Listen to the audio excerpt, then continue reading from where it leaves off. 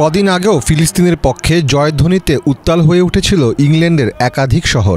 লন্ডনের রাস্তায় নেমে পড়েছিল সাধারণ মানুষ। অথচ সেই দেশেই রুদ্ধ করে দেওয়া হচ্ছে বাকস্বাধীনতা। এবার ফিলিস্তিনের পক্ষে কথা বলায় লেবার পার্টি থেকে অব্যাহতি নিচ্ছেন অস্ট্রেলিয়ান সিনেটর ফাতিমা পেমান।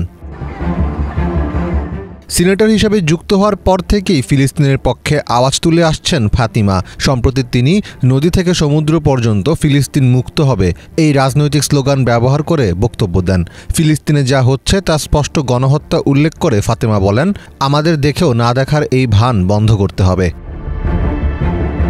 মূলত সেই বক্তব্যের পর থেকেই ফাতিমা সমালোচনা ও রাজনৈতিক রোষানলের মুখে পড়েন। তবুও থেমে যাননি তিনি। গত 17 জুন ফিলিস্তিনকে স্বীকৃতি দিতে যুক্তরাজ্য সরকারের প্রতি আহ্বান জানিয়ে আল জাজিরায় একটি লেখাও প্রকাশ করেন ফাতিমা, যার ফলস্বরূপ এখন হুমকির মুখে তার রাজনৈতিক ক্যারিয়ার। হয়ে গেছে লেবার পার্টি থেকে ইস্তফা দেওয়ার চূড়ান্ত বন্দোবস্ত।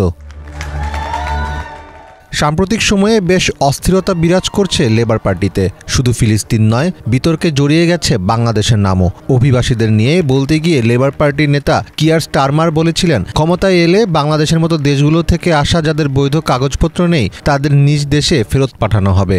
এই মন্তব্যের পর ক্ষুব্ধ প্রতিক্রিয়া দিতে শুরু করেন যুক্তরাজ্যে বসবাসরত বাংলাদেশিরা। এমনকি এই বক্তব্য দেওয়ার পর নিজ দলের সদস্যদেরও তোপের মুখে পড়েন লেবার পার্টির এই নেতা।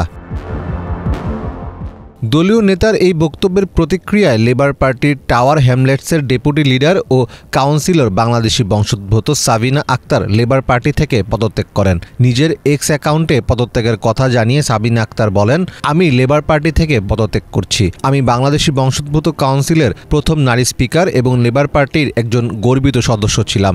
আমি সারা জীবন দলকে রক্ষা করেছি এবং এর জন্য খুব গর্বিত ছিলাম। কিন্তু এটা স্পষ্ট, আমার এবং আমার কমিউনিটির কাছে এ ধরনের মন্তব্য গ্রহণযোগ্য নয়। যদিও পরবর্তীতে এমন মন্তব্যের কারণে দুঃখ প্রকাশ করেন স্টারমার। যুক্তরাজ্যে চলতি নির্বাচনে বাংলাদেশে যে 34 জন লড়ছেন তাদের মধ্যে লেবার পার্টির মনোনয়ন পেয়েছেন 8 জন।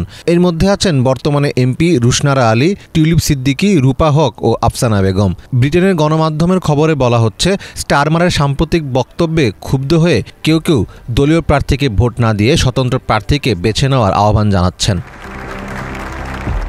দিন কয়েক আগেই যুক্তরাজ্যের সাধারণ নির্বাচনের তারিখ ঘোষণা করেছেন দেশটির প্রধানমন্ত্রী ঋষি সুনাক। আজ বৃহস্পতিবার দেশটিতে সাধারণ নির্বাচন অনুষ্ঠিত হচ্ছে, যা প্রত্যাশিত সময়ের চেয়ে আগে। এর আগে অক্টোবর নাগাদ ভোট হতে পারে বলে অনুমান করা হয়েছিল। নির্বাচনী ইস্যুসহ একাধিক কারণে আলোচনার কেন্দ্রবিন্দুতে রয়েছে যুক্তরাজ্যে এবারের সাধারণ নির্বাচন। মীর ফজলে রাব্বি, বাংলা ভিশন।